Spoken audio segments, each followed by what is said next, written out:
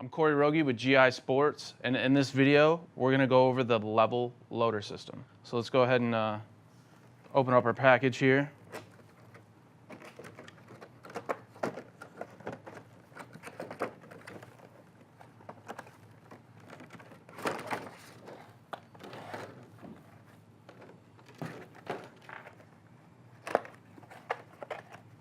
Okay, so we have our loader, and then we have our owner's manual on the bottom of the cardboard right here.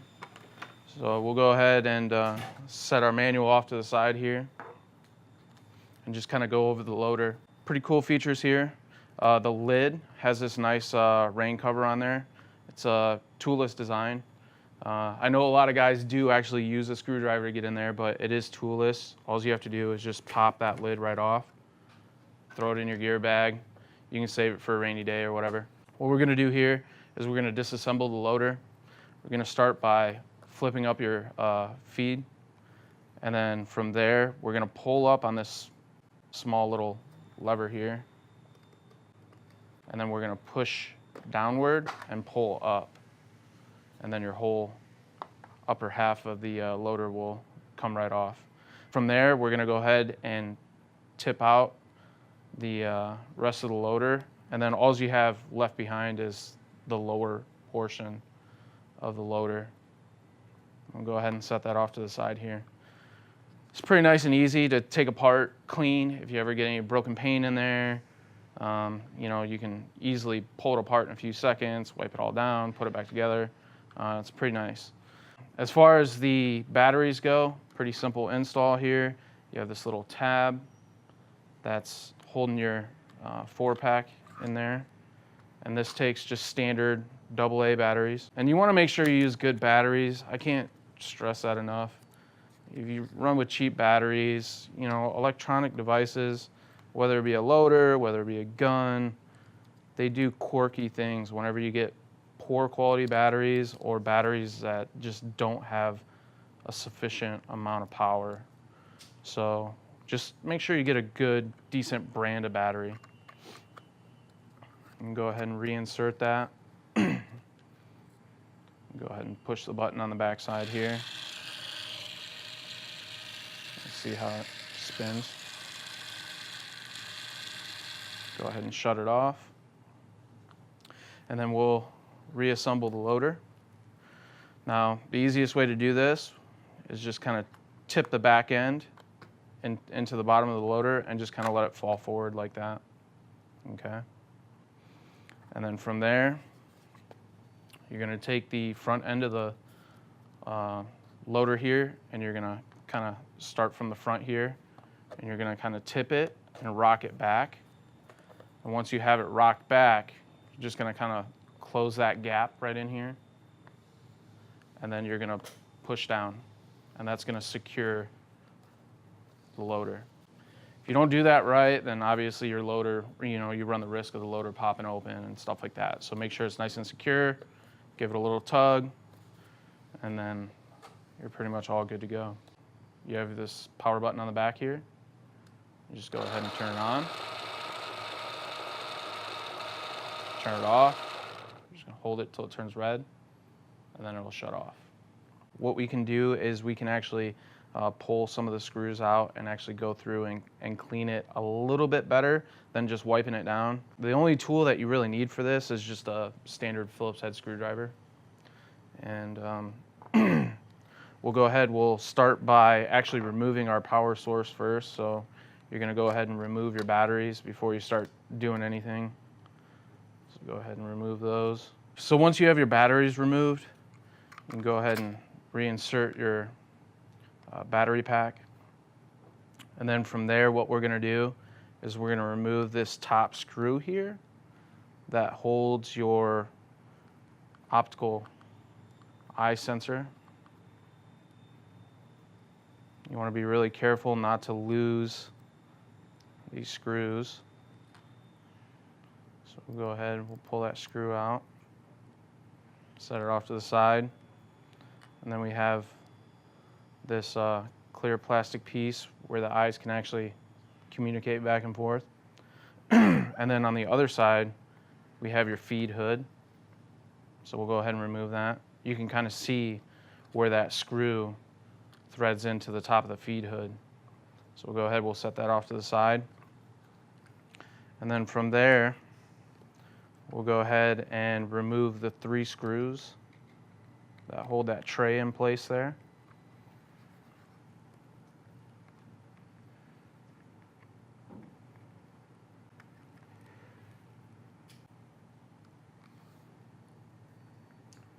And we'll go ahead, we'll remove our feed tray here.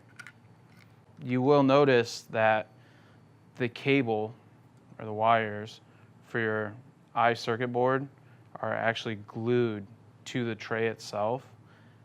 Here's what I like to do, just so I don't damage the wires, is I just kind of like to pull it up and kind of fold it back out of the way. You can go in there and just kind of wipe it out with soft cloth or whatever you might have. And then from there, you have your ring. And typically what I do is remove that first wheel right there. And then you can pull your ring out. Give that a detailed cleaning. There are some different rubber pieces that you can swap out here. The Impact Edition loader had a different rubberized ring in there. It's pretty easy to take that out. Go ahead and grab something small here, like a pick or a small screwdriver. And what we can do is pop that gray ring out. And then you have your silicone ring there. And that's what will actually grab the paintballs and pull them down into the loader. Okay. Just go ahead and reinsert that. There, it is actually directional. Okay. So this top portion, just like that, drop that into place. And then on this ring here, you'll see there's 2 little clips. On the opposing side, it's going to be kind of hard to see, but you have these 2 little clips, and these clips will snap into place. You can kind of hear that click. You just want to make sure that they're fully snapped into place. If not, you're going to have some problems getting traction with that silicone ring. Okay. So from there, we're going to go ahead and drop it back into place. We often get questions of, well, should I take this apart? Should I take my motor out? We don't really recommend that. I mean, you could do that, but there's really no reason. You want to be really careful of the wires that are on the top side of the motor, because if you pull those wires out, then obviously your loader, it's no longer going to function. Okay, so keep that in mind when you're working around this area. Just be mindful of those wires. Okay, so I'm going to go ahead and put our ring back into place. You got done cleaning it. It's all nice and clean and ready to go back into use. And we'll go ahead and put that back into place. Okay. You also want to make sure that the teeth on that ring are engaged with the teeth that are actually on the motor. Okay, that's pretty critical. If you don't get it lined up, obviously it's not going to work properly. So make sure that's lined up like so. We're going to go ahead and get that tray back into place there. And you should actually kind of hear that popping, and that's just making sure that you have it indexed correctly. And we'll go ahead and put our screws in. Now these screws, you want them to be tight, but you don't want to over wrench them, right? I mean, if you're tightening it to the point where you can hear it cracking or making noise, that's way too tight. Okay, there's no reason for it to be that tight. So, snug is sufficient here. And then I just go back through one more time just to make sure everything's nice and snug. Okay. You can see I'm not applying a whole lot of pressure there. I'm just making sure it's, sufficiently tight. Okay. Now from there, what I like to do is take the feed hood, go ahead and drop that into place. And then with my free hand, I'm gonna flip it upside down, but I'm still holding it, okay? Then we're gonna put this back into place right here. Okay.